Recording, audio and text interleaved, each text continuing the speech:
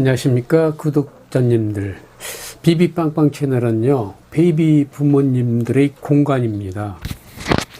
저는 이 약자로 비비님들이라고 부릅니다. 비비님들은 누구보다도 빵빵하게 잘 나가시라고 비비빵빵이라고 명명했습니다. 비비님들, 오늘은 현대사회에서 노후 파산 문제를 가지고 구독자 여러분들과 같이 생각해보는 시간을 갖고, 또 노후 파산을 당하지 않으려면 어떻게 해야 하는지도 한번 알아보는 시간으로 하겠습니다. 유튜브 하면 재미있고 빠르고 즐거워야 되는데, 이 채널은 5070 베이비 부모님들을 상대로 말씀하려니까 너무 빨라 되겠고요. 적당한 간격을 맞추는데 제가 상당히 신경을 쓰고 있습니다. 혹여라도 40, 50대 분들께서 끝까지 잘 보셔서 노후 생활을 설계하시는데 큰 도움이 되었으면 합니다. 노후 파산은 점점 더 큰 사회 문제로 자리 잡고 있습니다. 노후 파산 문제가 심각해지는 흐름은 어찌 보면 당연한 결과라고 말씀드릴 수 있습니다. 우리나라 같이 급성장한 경우 노후 준비가 안 되었고, 따라서 처음부터 가난으로부터 시작한 베이비 부모님들이기 때문에 그만큼 먹고 살기에 바빠서 국가나 사회적인 인프라가 형성되지 못했음을 이해합니다. 전쟁 후 현실에서 살아내기란 너무너무 힘들었죠. 우리 부모님들, 그리고 우리 윗대들입니다. 지금 75세 이상 80대 분들. 그러나 저희들도 준비를 할 겨를도 없이 살던 시대이다 보니 어느덧 노후를 맞이하셨습니다. 그러니 제대로 된 노후 준비를 하셨을 리 만무고요.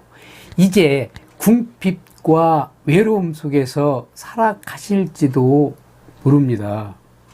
지금도 방방곡곡에서 자영업을 하시다가 파산지경에 빠져 있거나, 먹고 살만하다 소리 들으니까 또 찾아온 병마와 싸우고 계시는 분들도 혹여 계시리라 믿습니다.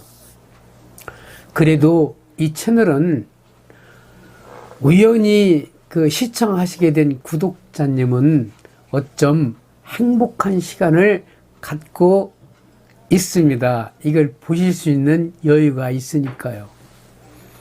좋은 건지 나쁜 건지 의학기술이 발전되면서 수명은 계속해서 늘어나, 만약 90을 넘겨 100세까지 살면 축복인가요?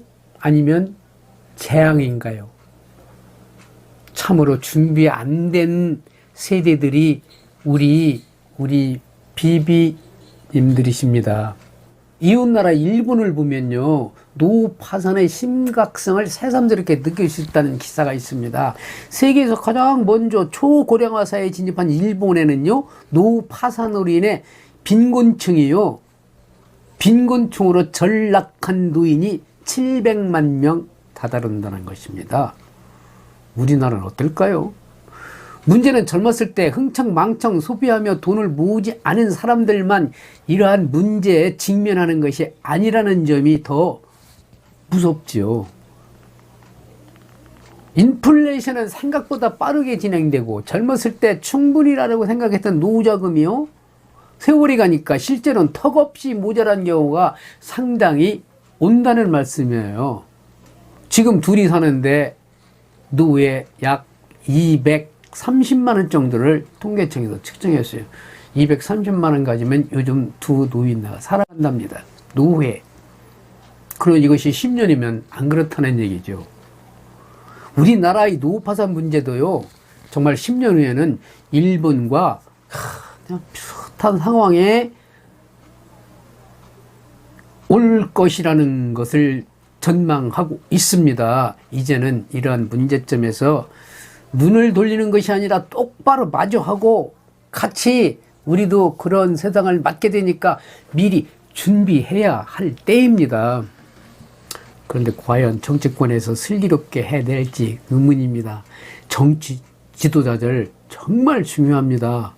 국민들의 앞길을 그분들이 열어주시는 분들이 정치 지도자지요. 경제 전문가야 됩니다. 옛날처럼 대문하고 뭐 민주화 투사하게 갖고 그런 분이 이제 정치에서는 안 돼요. 국민들이 가장 존경할 수 있는 사람은요, 국민을 먹여 잘 살리는 정치인, 아버지 같은 정치인이 되어야 됩니다.